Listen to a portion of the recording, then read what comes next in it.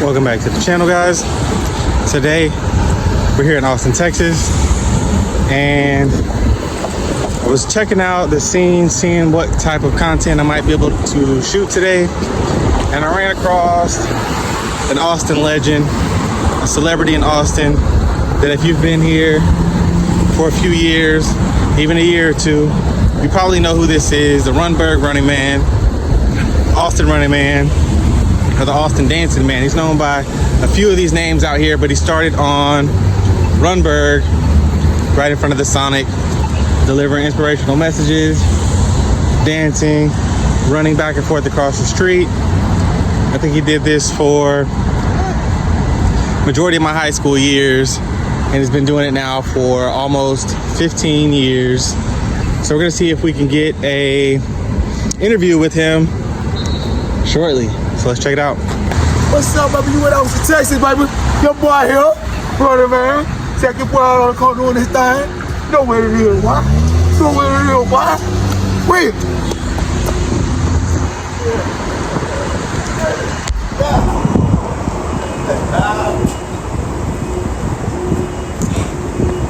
So what you got for me, baby? Man, I was hoping we might be able to do a little interview today.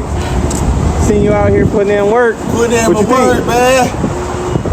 I'm putting in a lot. I'm putting in work, baby. You know, it's a new spot, so you want to grab it this way, that way? Yes.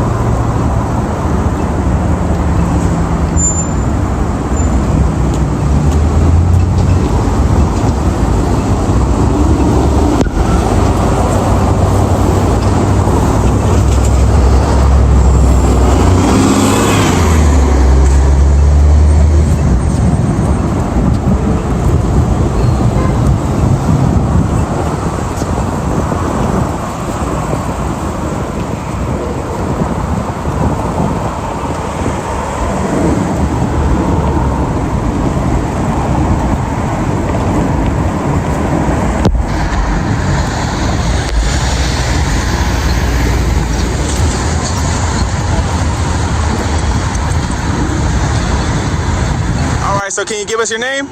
My name is Broderick James Jr., a.k.a. Rundberg Running Man, a.k.a. Primetime King, a.k.a. Big Dog from the South. So how'd you get the name Running Man? Actually, the fans started the name Rundberg Running Man, because I actually was Primetime King when I started on Rundberg. So you started off as Primetime King initially. That was what you named yourself? I named myself Primetime King. Okay. But when the fans said, why don't you be Rundberg Running Man? Yeah. Because the name Running Man, like you said, the community was like Running Man because I was running so much. Yeah.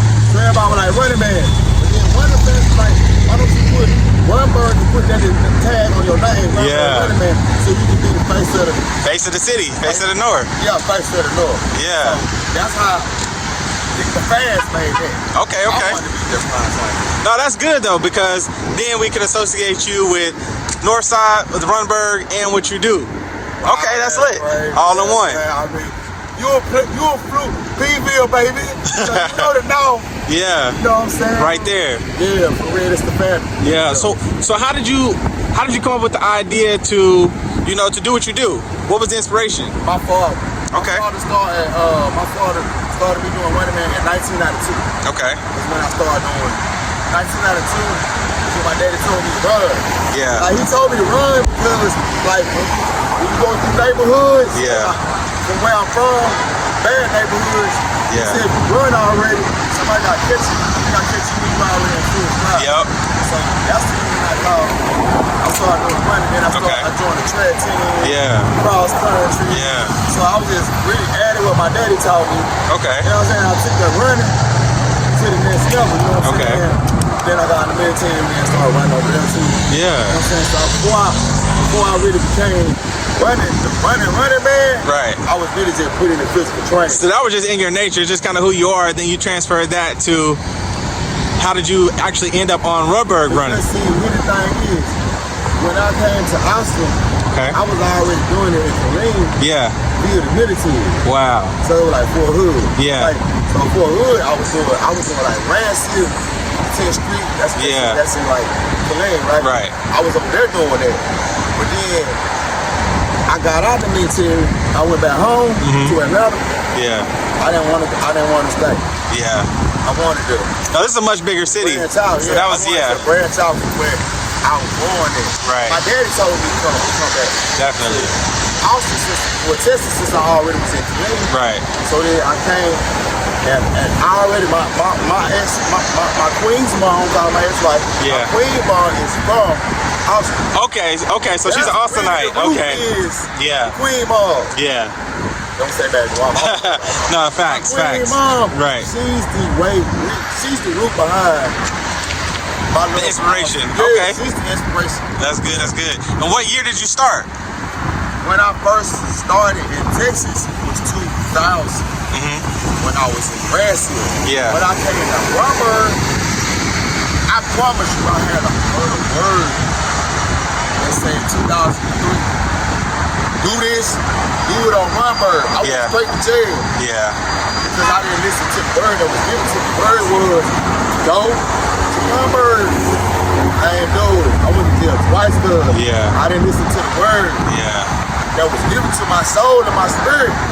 Go to Rundberg. I told you 2005, that's how 2005 came. Okay. When 2005 came, we moved right behind Broderick. Right there on where the Blockbuster used to be. Yep. Remember that Blockbuster and all that right there on ATV? Yep. We moved right behind there. And that's how I started being able to sneak out on 05. Okay. Getting out of jail. Yeah. It took 09. Yeah. It's where I really took it serious. Okay. That was my senior year, 08, 09. And that was when I really started seeing you out there like consistently. 09. Yeah. That's why I said I'm not going to jail no more. Yeah. And when Barack Obama got president, I think it was like 10. That was 08, 09. That was my senior year. Yep. Okay. Yep. So that was like 2009 right in there. Yep. To 2020, I got sober consistent. So that was a 10-year span. Dang. Yeah. I did 3,000 days on that corner. Wow. Averaging 9 hours a day. Wow. That was the average for those 3,000 days. I think it should have probably been a Guinness. I don't know. But that actually needs to be looked into. For 9 hours a day. For 10 years? For 10 years. Yeah. Plus, that was a space there where I literally was living on the corner. Yes. For like a year and a half. So can you tell us about that? Because when we would always hear about the Running Man, we would hear about all these big endorsements and your ability to be out there for the 9-hour blocks at a time, like you were saying, and we thought you were rich, many of us. Yes. So what happened at that time, if you don't mind sharing with us, for that year when you were right there at the location right behind the Sonic, and you were still inspired to do what you were doing day in and day out? Yes, sir. For that 10 years, I never got nobody out there. I got a lot of sponsorship and endorsements. Everybody thought I was rich, but that's because that was the money that I was putting in myself. Yeah. Keeping a job and keeping myself afloat. Yeah. When I wasn't there. Yeah. But when I will say this, I did get financial support from a few friends who supported me when I was on the street. Right. Sometimes they would even put me in a hotel for a week. For that entire year and a half when I was on Rundberg on the streets, that was the support of the community. Okay. Financially. Now I would tell you this, I would make up to when I was on the street for that year and a half, $2,000. That was $2,000 a week.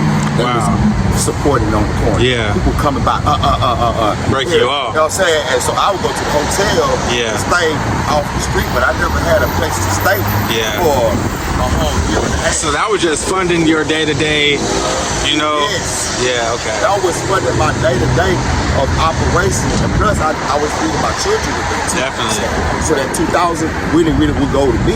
Yeah. It would go to my Queen mom taking care of me. I got 4 kids, so that's go boom, boom, boom to them. And 9 hours a day of exercise, that's got to come with some food, with a lot of carbs, a lot of protein, a lot of water. Man, it was tough. It was tough, but those 10 years, I never really made money off that. I never made money. I did it for the sake of for the hood. Yeah.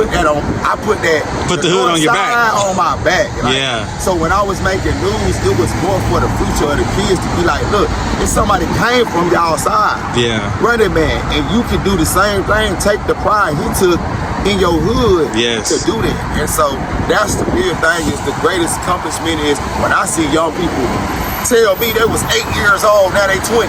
Yep. You know what I'm saying? We remember you from back then. They run up on me like, bro, I see you that long and you've been a staple of consistency to me. Yeah. Man, I'm in college. I had one dude stop me with the Texas Tech. So if I become vicariously a part of people's inspiration, that is the greater than all the money that I could have ever made. Definitely. So when I tell you I didn't get no financial money from it, the spiritual, the inward, the individual, economic wealth that I passed to the people on the corner, that's worth it. Priceless. That's a billion right there. That make me a billionaire right there. And that's just out thousands of people. I would say in that area, 250,000 people. Yeah, definitely. 250,000 people and 1,000 that know Running Man. Because I remember we were talking and you said that it was about 3,000 or how many people per day in that area would pass by? When I'm on that corner, the max is 30,000. Okay. Yeah. The low, 15,000. Yeah. Each day. Each day. Within 9 hours. I'm out there 9 hours. Yeah. So you can only imagine everybody and their mama seeing me when they going to work or when they getting out. Yeah. Still there. Still there. Still there. So I'm saying. Yeah. So that became a part of I became a part of people's a decade of life. Yeah. Like that's a good amount of people's life, you know. For sure. Some they 18, 19, 20. Yeah. I'm a half of your life. Yep. You see me. So I'm honored to know that I've been that consistent with positivity and optimism for that long. That's the greatest payoff is. Like y'all, when you're working in the universities and school, the investment that you put in people is way more than the money that you could ever make out of it. If it was all about the money, y'all wouldn't be in the business. Definitely. You know what I'm saying? Definitely. If this was for all the money, I would have chose a whole different field. Occupation. Yeah. No, that's great. So you were talking about your activism. Can you give us some about your activism background? Yeah. I mean, well, we can say the North Revolution. I started the North Revolution for 18 days on the corner where we shut down Rundberg. We told people don't go into HEB and none of that for 18 days. It got so bad. That's 2017 for ICE. Right. Where I organized with other activists in the city. They brought all their activists and I brought all mine and I put it on my page and it just went bananas, you know. And I'm thankful because what we were responsible for doing is we are responsible for bringing that area and making it look Mexico. Yeah. Because before that, everybody would bother those food trucks. Yep. Now if you go on North Dallasville, you see they call it Taco Line. Food trucks everywhere. Yeah. And that's because of what I did with that 18-day North Revolution. I told all the Hispanics, come join me. Yep. I'm with y'all because you stand for the community. And so we stand for the same community. You know what I'm saying? Regardless of what our race is, we trying to get this job for y'all done. Because they're going to get y'all, and they're going to get y'all, they're going to get us. Brown and brown together. Exactly. So that's how the North Revolution came about. It got so awesome. We shut down Rundberg. Yeah. And you can go, you can YouTube it. Yeah. Shut down Rundberg. And kids from Lanier walked out to school. Yeah. Came and joined me on the corner. Wow. We shut down Rundberg. 200 kids walked one side of the road to the next side of the road. We went around the whole thing protesting. Oh, wow. And the police stood down the street at the mechanic side and said, don't stop the thing because Running Man is in charge. We're not bothering y'all. Thousands of people. I would say under 10,000 people was at that corner. Yeah. All Hispanics and all that. Yeah. We took over that whole ICE thing. Yeah. That was prior to Black Lives Matter. That was prior to BLM. Yeah, that was 2020. That That was 2020 when that was going on the BLM. Right? So yeah, you was before then. That's wow. Exactly. So if you really want to look at it, it's kind of like I made my impact, because I would look at Black Lives Matter as being like a new version of civil rights. Like that was like a powerful, pinnacle moment. That's how you feel? I feel like in history, Black Lives Matter will be on the level with civil rights. Wow. It was that powerful. I've heard many people say that. Really? I've heard that before. Yeah, I really think it was that powerful. And if you were a name that was buzzing at that time, you're going to be seen as the extension of like the Malcolms and Martins. 70, 100 years from now. It's like how it is. And so I feel like I was sketched into the history then. Yeah. And so after that came social media and all the virality, and it drawed me out. So I think that's why, if you really think about it, I had 250,000 followers on Facebook. I got lost in that. Yeah. So when the social media, real Instagram, TikTok, and all that came, I couldn't keep up. There's too much social media to try to handle all at one time. At one time. Yeah. And I was already somebody. I was before the virality movement came. That's why a lot of people say, man, like, you didn't blow up with TikTok and all that. You didn't take it to the... So that's one thing that I would like to see. Right. You do have a lot of followers on the Facebook page. Right. I do want to see you on TikTok. I do want to see you on Instagram. I do want to see you streaming on different platforms if possible. And let me remind you too, also, the corner was activism. So let's remember, from the originality of being on the corner, I got stopped for 3 years in a row every week. Yeah. 3 years. So is it stopped by who? Different cop. Okay. A different cop. Yeah. It got so bad that the cop told me, the only reason I'm not gonna stop you is because you just made the news. You're like, look, you got a pass for now. If KXAN is interviewing you, you're doing something right, huh? 3 years. Wow. Every single week, to the point where the laws knew my name. Yeah. So when they pull up, they're like, Roger, we done already talked about you. Like, you stand on the corner all the time. Yeah. We don't want you being here. When I started making the news, that stopped. Yeah. It stopped. So what I learned from that is, I became more like, I never knew where activism was. Yes. I never really studied Malcolm, Martin, or any of those. Right. But being Running Man made me study them. Yeah. And when I studied them, I began to see the parallels in what I'm doing to what Malcolm did in Harlem. Yeah. To what Martin did in Alabama. And you know what I'm saying? Like, I began to start seeing it, but the only difference is mine is more aesthetically art. Yeah. So it's kind of like, that's what we were saying yesterday about revolutionary spirit. Yes, sir. More than being the revolutionary leader, like, oh, blah, blah, blah, I got a dream, and by any means necessary. No, I'm showing you I can rap, dance, and do the crazy stuff, or the entertaining things, as Malcolm said, but yet still be like a pop with a revolutionary point of view that can cause not only just our people, but all people to buy into unification. Bringing us all together, having the voice, because we know nobody can speak to our people like we can. Of course. So I think that when I stood on that corner, if anything, our people saw a voice that they could identify with. Right. And when I saw that they was letting me in, I even started working with the police. And it's better because even that, you're creating a safer environment for the community. You're doing something positive because you could be out there actually causing trouble instead of making people smile. Right. Making people slow down and making people not speed because they want to say hey to the Running Man. They want to say peace or up. You know, so that really helps out the community for the kids. Seeing someone outside doing something positive when there's so much negative to look out and see. So. And restore Rundberg. Which was a 4-year by the Department of Justice, I became the face of it.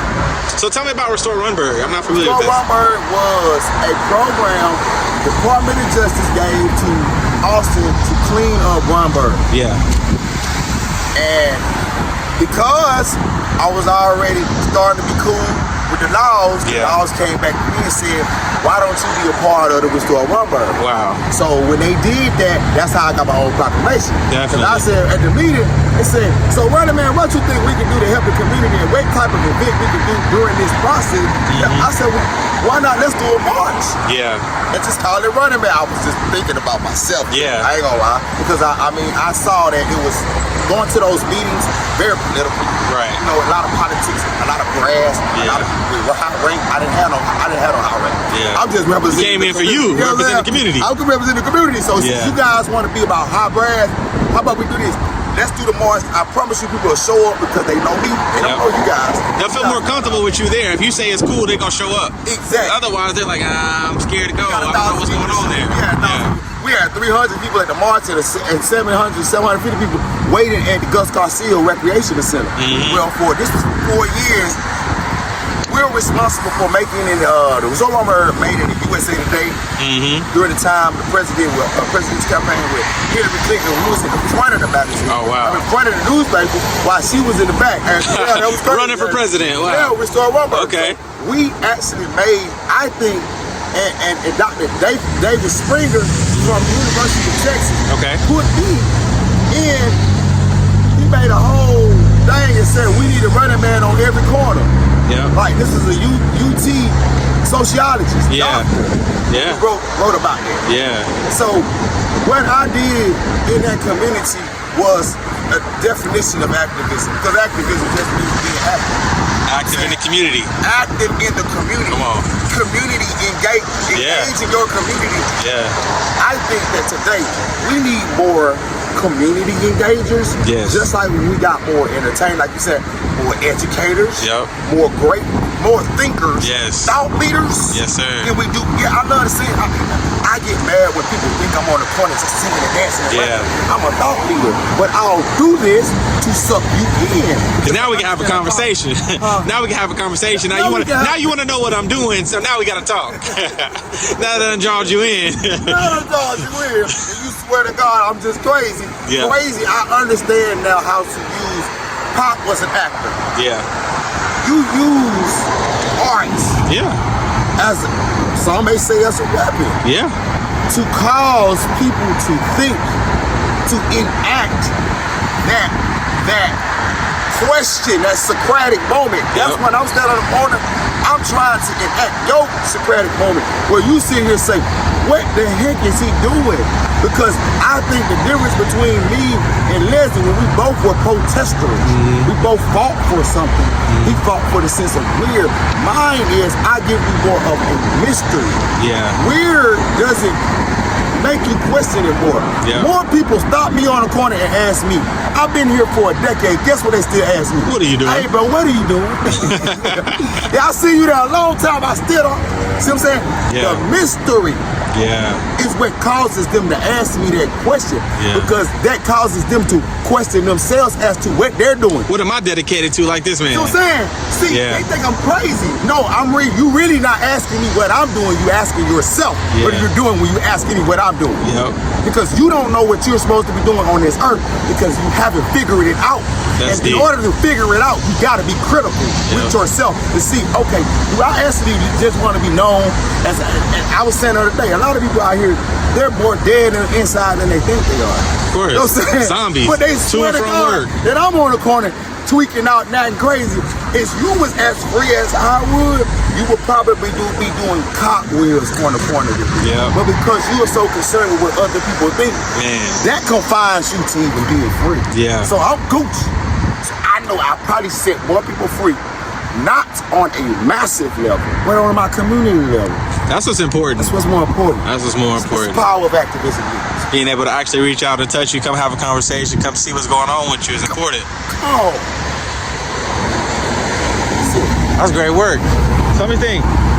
You know, so what are some of your goals for the future? Like, what would you like to see, you know, the next level be for you? The next level is I want to take this on the road. Okay. I want to have the whole corner full of different artists. Okay. Like go from one corner, kind of like a flash mob. Okay, flash mob. Yeah, like a flash mob, go from city to city, hire kids, young people, and I want to do it like it's like have, I call it the network. Okay. So it'll be like a network, but you always have one cornerstone, like a person who would take over that area, hold that community one down. cornerstone person would then have a lot of other groups of people working together on that corner to engage that community. Wow. If it's in Houston, if it's in Dallas, you just need one corner. Yeah. And one cornerstone, one person who will lead it, Yeah. and then the rest to engage into just turning it up, holding signs and talking about we love you and build a community up, whatever type of words that you can put on, not just talking about issues going on in politics and the world. We're saying things that can uplift your community. Because I think we're getting away from that, thinking on worldwide issues. We're not. What can we do locally? Yeah, I know. Get involved in your local. Yeah. Like people want to feel like they are a part of it. That's another thing. Like I know that this is where I have become a part of hospitality. Yeah. My future is to be a tourist attraction. Okay. I can see that. Yeah, I want to be a tourist attraction where when you come to Austin, you buy my product. We gotta get you a mural. I can see that because if we gotta get you a mural. Has there been one, or has there been? Because I know you've been on the news. I'm too young. I mean, I've seen you on the newspaper. Yeah. I've seen you on the news. I've seen you on YouTube. Okay. I think it's too young. Like I'm 44. Like Leslie really didn't get everything going. See, he was almost 50, 60. See, I'm not sure how old he was. He died at 60. Okay. So he didn't get popping. I always think of myself, I mean, he the GOAT. Yeah. You gotta go. He was the original person that was known in Austin. When you saw him running around, everybody knows who he is. Oh no, that's just Leslie. That's normal. So to look at where he died at 60. Yeah. By the time he was 60, he's at his pinnacle of fame. Yeah. So I'm 44. Okay. So I'm early to it. So I can't be thinking of murals and stuff. I have to have resonated for at least, he resonated for over 2 decades. Yeah. I'm on my 2nd decade. Yeah. So I can't be saying. You're still in the midst of working. No, what I'm saying. Still cooking. I need a mural at 44. Okay. I want it when I'm 64. Need a mural for sure. Yeah. I need the mural then for sure. Okay. I say the mural right now. I'm 44. I'm enjoying life. I don't want to be, because I think that's the problem with the generations younger. Okay. They want to be legends. So quickly. Yeah. So quick. And it's like, bro, legends don't even, real legends don't even live to see they legend become, you know what I'm saying? Yeah. They putting in work. They too busy working. Right. Find out after the fact they was a legend. Exactly. They die. Yeah. And you know what I'm saying? So I don't want to be the icon. I want to be iconic for the longevity that I put in being that, and that's where I want my last legacy to be. Is that, like you said, maybe change Rundberg to Running Man or Rundberg Running Man. The street? That would be crazy. That would be nice. That would be crazy. Or a mural in the end. Yeah. One of those 3, a mural or statue. All right, so give me those 3 again, because we got this on record. So what do we need? Change Rundberg Running Man, Rundberg to Rundberg Running Man Street, because you keep Rundberg, but I think it would be cool if they made that part of Running Man Street. Yeah. And a mural. Okay. And a statue. I would want to see that before I die. For sure. You got to make that happen, Austin. But I think statues, to me, I think statues would be better. Yeah. Yeah. Okay, so you want 2 to happen in your lifetime and 1 after you're gone. Because being having a statue, I mean, this is not sports. Yeah. It's activism. Malcolm didn't see his statue. I know Malcolm got statues in New York, right? Martin got statues. All these people got statues. They would never want to see statues. You know what I'm saying? But I think they would want to see the things that they've accomplished come to fruition. I want to see fruition, like I said. Maybe change the street name. Yeah. You got to change Rundberg at least, because you can't tell me. You know that. You can't say I ain't affected him. You go over there and it's dead. Yeah. It's dead. I think that would be something that could easily be done once it's all fixed up, because the area is not looking too good right now. Over there by where it used to be the Sonic is torn down, and so when they actually fix up that area, I think changing the street name to something that reflects positively on the community and the direction that they want to go would be pivotal. Garcia gave me my proclamation. Wow. Remember? Yeah. Gus Garcia. Oh, that's the rec center. Mayor. Yeah. He was an ex-mayor of Austin. Yeah. So he was passing me the keys to the city. So it's like, why if Gus is up the street, yeah, you telling me you can't name the street, that's gonna be more what he wanted. He was passing me the baton. Yeah. So at the end of the day, I would ask for, I know people in that area have gone because it's getting expensive, and like you said, they probably gonna gentrify in the next 20 years. Yeah. We all know the gentrification is coming. It's coming. I mean, you got a domain right up the street. The domain is they say they finna go up. They finna start building higher. Okay. They're gonna build skyscrapers. They'll build skyscrapers. That whole area gonna be bought out. Definitely. So I'm assuming, like you said, some of you guys who moving in there, don't forget about me. Let me have a piece of the name, a piece of the pie, some part of where North Austin was. Definitely, man. I appreciate that. I appreciate that interview, man. Appreciate the love. Great to see you again. YouTube. Like you said, I'm gonna get on the internet more because I've been off the internet because I just like the fact that the mystique and the aura of being a legend, you're not so present, not so accessible. It's like Jay-Z, you can't just go to his Instagram and find out what he did yesterday, what he had for breakfast. You know, it kind of loses the aura, the mystique if you can have too much access. So I get that, but we need something. Get me on it, but I think that, like you said, first off, I want to get to the point where I'll be able to hire a team. Yeah. All that type of fan stuff. Yeah. So that all the fans can engage with me.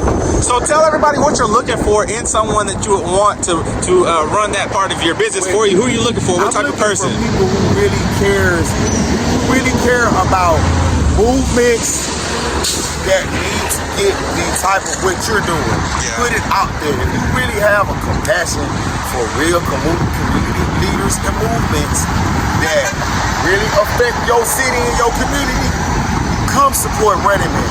And then whatever you want, and then look, don't worry about the money, because I'm not going to just put you out here. Yeah. So it's not like we ain't going to talk about money on it. Yeah, of course. What I'm saying is, you guys really want to be a part of community movements that really are grassroots and that ultimately are focused on grassroots, not purpose on getting so big, but making disciples of change at the bottom. Yeah. For just individual people on an individual basis. Right. Please reach out. I don't care if you are successful or unsuccessful. Maybe you need mentorship. Yeah. Keep going to guidance. That's one of the areas I am. I'm a community guy. So you need guidance. So how can we reach you? You can still reach me on Cornelius Running Man James on Facebook. Okay. So I'm still active on there on Messenger, and I don't post. Okay. It's like I said, I'm done with that. That's about it. Okay. Everything else, if we better, if you just come out in person. If you are in the Austin area, if you ever come to Austin, come check me out. So where are we right now? We're on South First and First Street. Okay? South First and First Street. Right here. Okay? South First and First Street. Every year in the area. And by the way, give a shout out to the youngsters who want to be oh, they were chucking the peace sign? Okay. Shout out to them. Ever in South First and White Springs, come check me out, because I prefer you to do that and talk to me in person and talking on messages. Okay. Better in person. Definitely. Alright guys, you heard it here. Here with Rundberg Running Man, the face of Austin, Texas. We'll see you guys in the next vlog. Peace.